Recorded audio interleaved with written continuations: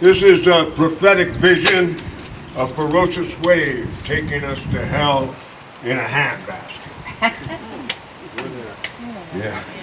I keep facing a gigantic cliff of a wave. It is hoisting and spitting the discards and detritus of the smoking, spewing factories, Blake's and Tannic mills, the rejected parts of local abattoirs, carnal slag, tumbling in the thrashing breakers like the giant wings of prehistoric birds in combat.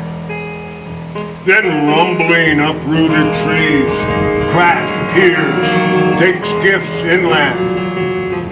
They smithereen the tavern window, these lobsters won't be boiled and devoured tonight. If lucky, crawling again on the ocean floor, the radioactive ocean floor, all those mini Godzillas. Shock socks sopping in the loudness, underwear caped rock and lingcod. Shoes tumbling like sneakers in a gargantuan laundromat dryer. The beggars, the able-bodied ones scamper for high ground. The ancient crippled, sick and lame go the way of centuries. Air vehicles pulled as if by magnets. Airborne trucks headed for the moon. Cellular memories of the Atlantic swamping the Mediterranean valley. A memory salted at the bottom of the mighty sea. Escaped oarsmen adhering to a spontaneous anarchy. Renegade chemicals, vats and vials of pesticide and biological warfare. Explosive fire burning flames of chemical water. Invisible creeping horror, empire of the ants, billions of mutant cockroaches, pantry moths of Transylvania, multi-disease ticks, tarantulas dancing a cranked and coat tarantella. An infant's high chair leaps up to clang the rim of hoopsters, now higher than old church, reconfigured to be a B&B rental. Whose swaying spire gaffs a prepubescent girl in pink dress clutching her wee calico kitty. Two 21st century automobiles just totaled themselves in the flashing atmosphere. Video and surveillance. In the trembling sky, a pork chop is stutter wiggling like a man with critters in his shorts. If it goes down, it'll flip and be ripped apart. The sun appears as an apparition, as if it were smoking or perspiring and egg yolk dropped into Mars. What a soundtrack. Reminders of the prime aspect of human music. There are definitely songs and chants from the era of the gutter punk and the new wave punk and the steampunk and the sea shanties and the era of the slashing, flashing, kaleidoscopic, screaming guitar brains on acid. The rumbling walking bass of blues and pop. The exquisite heart of Dolphy's feathers for birth. The grandest of grand medleys, Bach, Stravinsky, Packleball, Cozy Cole, Slim, Max Roach, Buffy, Dylan, Towns, Pacheco, Little Walter, Levon Helm, Willie and Waylon, Nina S., Exuma, bagpipes, dulcimers, steel drums, giant conch shells, trombones, bones, bones, harps, tom-toms, calliope, saxophones, aboriginal sticks, singing bowls, fenders and martins, ukes and pedal steels, banjos, squeeze boxes, fidelas, cornets, spoons, wash tub, cellos, flutes, wide open throats, all at once in that wave. Lyres and cement mixers. I'm watching it all go to hell in a handbasket. Destiny is powerless children of the peasants gone before they reproduce. The smile of 15-year-old Nepali Porter, 35 kilos on back, step to forehead, bare feet on 2-inch pink Himalaya ice, solo Kumbu trail.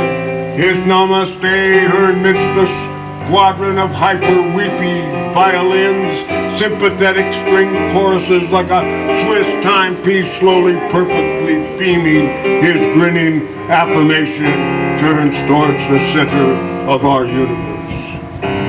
The birds air their distinctive salutations in panicked manner. They gossip frantic in line at the airport, hip-hopping on sopping luggage strewn about and bobbing in the wind, whipped, flooded tarmac. The taxis are reticent to close in on the terminals. Pledges, vows, creeds, campaigners, loyalties, legends, lachrymose. I'm watching it all go to hell in the handbasket. Yeah. Algae around my neck, squeezing the breath out of my every word, drowning in the big bad wave in my mind, the big bad wave. Wake up, Andy Clausen, wake up! You've spilled your drink all over the sheets of the bed.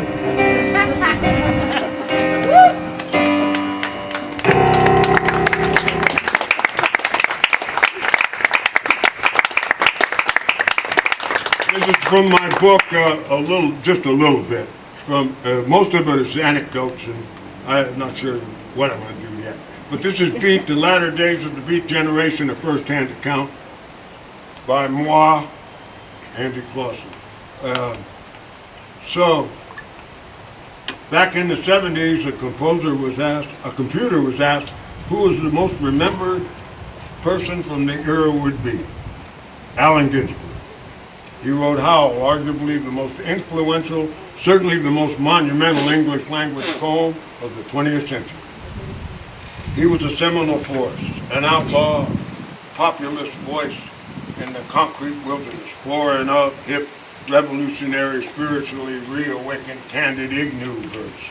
In every city in the U.S. and places abroad, such as Calcutta and Amsterdam, there were teenagers and young adults using Ginsberg, Corso, Diane DePrima, Kerouac, Gary Snyder as models to express a dramatically liberated collective consciousness of post-war youth, a time of raw idealism that wasn't dealt with delicately. Allen was openly homosexual, claimed it's not a sin, not a vice or a weakness, rather an expression of love and fulfillment of joyous desire. I was one who learned to accept and love gays through the door Ginsberg opened. How could I deny all the contributions to humanity of same-sex lovers? His poetry was rocking, honest, intelligent, and funny. A passionate, compassionate, politically astute, cool, though anything but cold cat. Myriads of basically hetero males were turned on to his poetry, his sensibilities, and point of view. Some were even his lovers. Young women, too, took his blend of traditional poetic and modern language with bold subject matter to express their own vital, vibrant sexuality, championing the underdog, the oppressed, the different.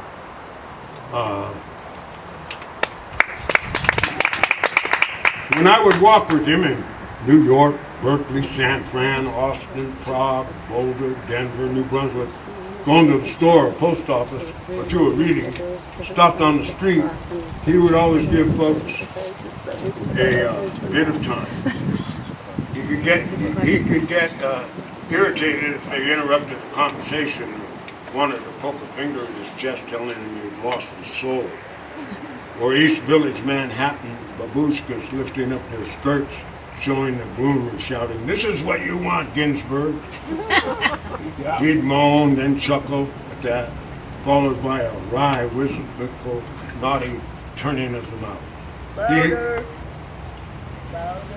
Louder? No, just speak. Yeah, you're loud enough. He helped get the Naropa Institute, the Mahayana Buddhist University, off the ground, raising money donating his salary, using his celebrity, his connections. He and Ann Waldman founded the Jack Kerouac School of Disembodied Poetics. He read at more benefits for peace, for legalization, for rights, the environment, refugees, little stapled magazines more than any other poet I'm aware of. Even at the height of his fame and notoriety, he sent work to shoestring poetry mags with dreams. He bailed many a poet and fellow traveler out of jail, sent money when their car broke down in Texas, helped me out when I fell off the scaffold.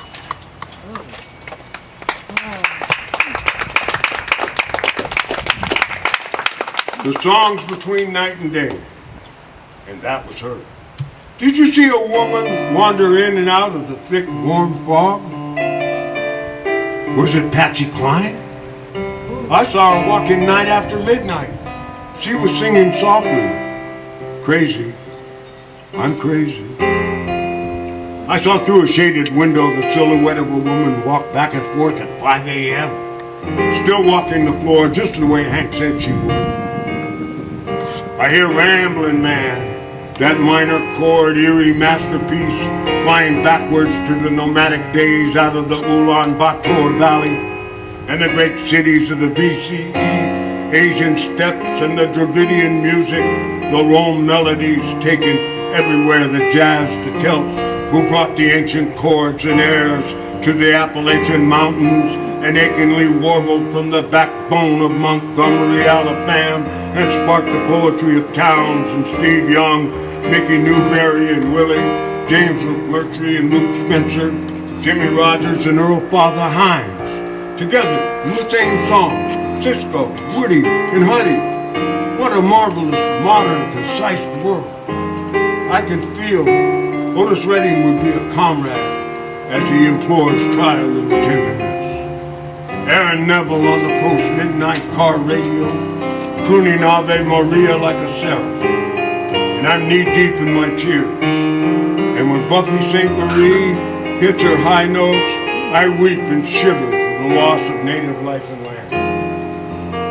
I weep for the beauty of effort, the music of love gratified, the music of honest work for honest pay, the intense emanations of dissipated love, the lyrics that activate, unlock doors, open windows, bless the road, joy and clarity, reconcile turmoil of lovers. Of course it was her, it was Patsy.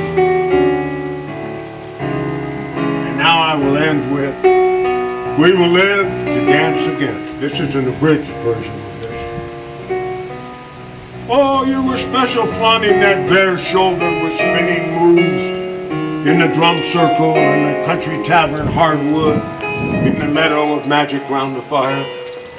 High-stepping the electric toned down and the slow danced intricate hands, elegantly mudra quality motions of cleansing and cherishing. That breaking smile of smiles, welcoming eyes, emanating desire is tonic, is health. When I first felt the back of your thighs and your glutes, somehow and why I knew and stated, wow, you have the good stuff. My friend warned me you were demure. No, you wanted it as much as I.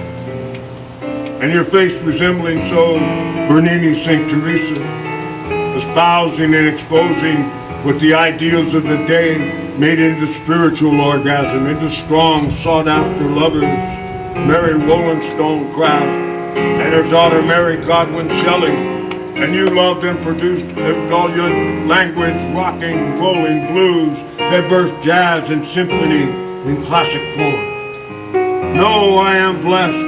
We too deplore the establishment. 4 kids, big breasts, and face I've always adored since puberty.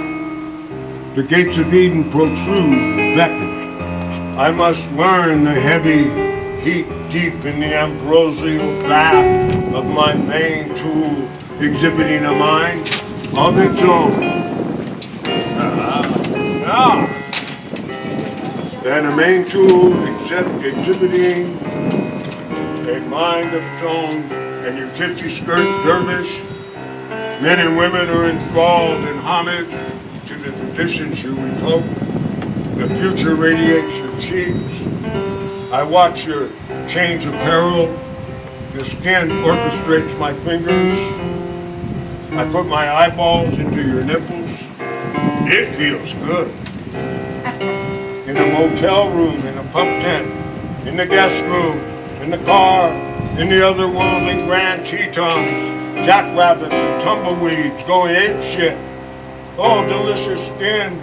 Oh, fragrant Nate. We can't rally. We're inside of, wary of touching the outside. The spoken air is a danger. Singing in the church choir could be a ticket to the afterlife. The life on earth is a riddle only solved by death. What kind of answer is that? Yet for a moment, all the gloom evaporates when you let your jeans fall to your ankles. When you put your mammalia on my buzzard-baked face and you soft-touch my testicles. Because of you, I'm still here. Saying the great escape is still alive. I think humanity will find a way from this sickening place we're in. It may take millennia and any day owing to the damage to the earth. That humanity could and may survive to a harmonious collective will, yet free-minded destiny. And you know why? You know, me and you and me. That is why the drums in the drum circle, on the country tavern hardwood floor, in the meadow of magic, it is the lovers who deserve life, and we will dance again.